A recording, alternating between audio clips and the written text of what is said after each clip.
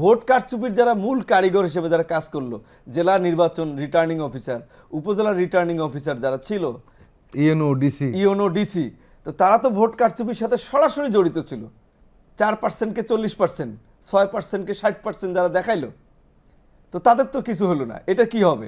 এখন এইটার বিচার হতে হবে। আগে এইটার বিচার না করে তাদেরকে আগে এইটাতে, যেমন র্যাব যেমন সরি বলেছে না, র্যাব সরি বলেছে যে আমরা আমাদের কৃতকর্মের জন্য আমরা দুঃখ প্রকাশ করছি। তাহলে প্রশাসন ক্যাডার বা প্রশাসনের যারা এগুলোর সাথে জড়িত তাদেরকে তো সরি বলা উচিত। কারণ ভোট ডাকাতির সবচেয়ে গুমের চেয়ে কোনো অংশ, ভোটকে তো গুম করে দেওয়া হয়েছিল এখানে, গুমের চেয়ে ভোট ডাকাতি কোনো অংশে কম নয়। এই ভোট ডাকাতির সাথে প্রাতিষ্ঠানিকভাবে এই সন্দেহের কর্মকর্তারা জড়িত ছিল, তাদের বিরুদ্ধে এখনো কোনো ব্যবস্থা নেওয়া হয়নি। এটা আমি বলবো যে সরকারের একটা বড় ধরনের দুর্বলতা। মেজবাহুল আজম, আমরা লক্ষ্য করছি যে সরকার অনেক বিষয়ে কিন্তু সিদ্ধান্তহীনতায় ভুগছে, এবং যার কারণে কেউ কেউ এমনভাবে কোনো গোষ্ঠী এমনভাবে মাথাচাড়া দিয়ে উঠছে যেটি সরকারকে আরও বেশি বিব্রতকর এবং একই সঙ্গে সংকটের মধ্যে ফেলে দিচ্ছে।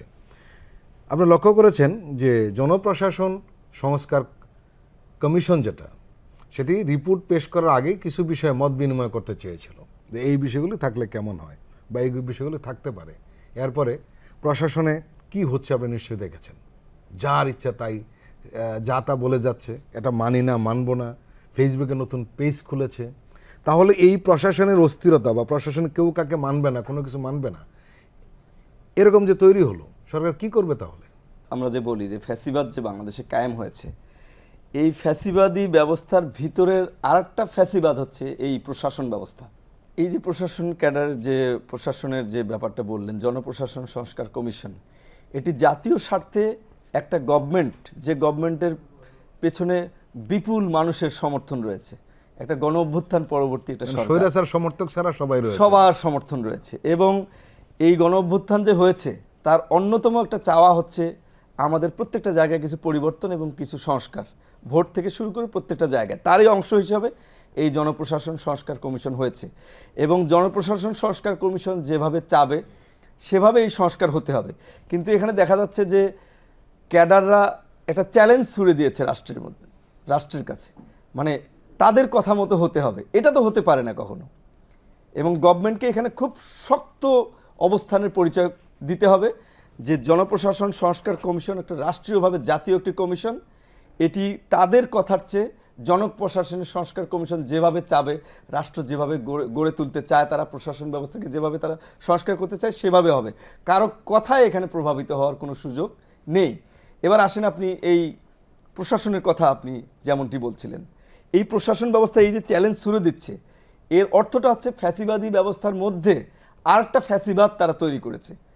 তাদের কথা মতো যেমন এতদিন চলেছে, ভোট কারচুপি হয়েছে, প্রশাসন ব্যবস্থার দুর্নীতি, লুটতরা সমস্ত তাদের তত্ত্বাবধানে হয়েছে, এবং প্রধান ভোট ডাকাত, প্রধান চোর যিনি ছিলেন ফ্যাসিস্ট, তার সহযোগী ছিলেন তেনারা সবাই। কিন্তু তাদের অনেকের গায়ে এখনো কোনো স্পর্শ পড়ে নাই যে তারা কেন এই ধরনের বড় বড় ঘটনার সাথে তারা যে জড়িত, পুলিশের গায়ে পড়েছে, পুলিশের গায়ে শুধু পড়েছে। কালকেও একজন পুলিশ কর্মকর্তার সাথে আমার কথা হলো, আমাকে বলছে স্যার আমাদেরকে তো শেষ করে দিলেন, কিন্তু ভোট কারচুপির যারা মূল কারিগর হিসেবে যারা কাজ করলো, জেলা নির্বাচন রিটার্নিং অফিসার, উপজেলা রিটার্নিং অফিসার যারা ছিল, ইউনো ডিসি, তো তারা তো ভোট কারচুপির সাথে সরাসরি জড়িত ছিল। 4%কে 40%, 6%কে 60% যারা দেখাইলো, তো তাদের তো কিছু হলো না। এটা কি হবে? এখন এইটার বিচার হতে হবে। আগে এইটার বিচার না করে তাদেরকে আগে এইটাতে, যেমন র্যাব যেমন সরি বলেছে না, র্যাব সরি বলেছে যে আমরা আমাদের কৃতকর্মের জন্য আমরা দুঃখ প্রকাশ করছি। তাহলে প্রশাসন ক্যাডার বা প্রশাসনের যারা এগুলোর সাথে জড়িত তাদেরকে তো সরি বলা উচিত। কারণ ভোট ডাকাতির সবচেয়ে গুমের চেয়ে কোনো অংশ, ভোটকে তো গুম করে দেওয়া হয়েছিল এখানে, গুমের চেয়ে ভোট ডাকাতি কোনো অংশে কম নয়। এই ভোট ডাকাতির সাথে প্রাতিষ্ঠানিকভাবে এই সন্দেহের কর্মকর্তারা জড়িত ছিল, তাদের বিরুদ্ধে এখনো কোনো ব্যবস্থা নেওয়া হয়নি। এটা আমি বলবো যে সরকারের একটা বড় ধরনের দুর্বলতা। কারণ বিপ্লব পরবর্তী যে সরকারের যে চরিত্র থাকা উচিত, সেই চরিত্র ধারণ না করার ফলে গভর্নমেন্টকে আজকে এই চ্যালেঞ্জগুলো ফেস করতে হচ্ছে। এবং গভর্নমেন্টকে চ্যালেঞ্জ করে একটা ক্যাডার, বিভিন্ন ধরনের ক্যাডার বা বিভিন্ন প্রশাসনের বিভিন্ন লোকজন এই চ্যালেঞ্জটা শুরু দিচ্ছে। এই অবস্থা থেকে গভর্নমেন্টকে বেরিয়ে আসার জন্য কিছুটা অ্যাগ্রেসিভ মুডে যেতে হবে। যদি আপনি কম্পেয়ার করেন আগের আমলের যে নর্মাল, যে কনস্টিটিউশনাল যে কেয়ারটেকার গভর্নমেন্টগুলো ছিল, তারাও তো এর চেয়ে শক্ত ছিল। এই সরকারকে তো তার চেয়ে আরও 10 গুণ বেশি শক্তিশালী হওয়ার কথা ছিল, সেটা হলো না কেন? এই প্রশ্নটার উত্তর যদি আপনি খুঁজতে যান, এই জায়গায় আপনি সব কিছুর উত্তর খুঁজে পাবেন যে বর্তমান সরকার এত দুর্বলতা দেখাচ্ছে কেন, এত নরমভাবে কথা বলছে কেন। কারণ আপনাকে তো দেখতে হবে যে আপনি একটা ফ্যাসিস্ট রেজিমকে আপনি উৎখাত করলেন দেশ থেকে, আপনি তো তাকে সম্মানজনকভাবে বিদায় করেননি। তাহলে আপনি উৎখাত করার পর আপনি আবার এখানে নরম হচ্ছেন, আপনি আবার এখানে উদারতা দেখাচ্ছেন। তো গভর্নমেন্টের ভাবা উচিত তারা আপনার সফলতা চায় কিনা, তারা চাবে যে সবসময় আপনি যাতে ব্যর্থ হন। এই বিষয়টা কেন বুঝতেছে না, জি। এই জায়গাটা আমার সবচেয়ে বড় প্রশ্ন।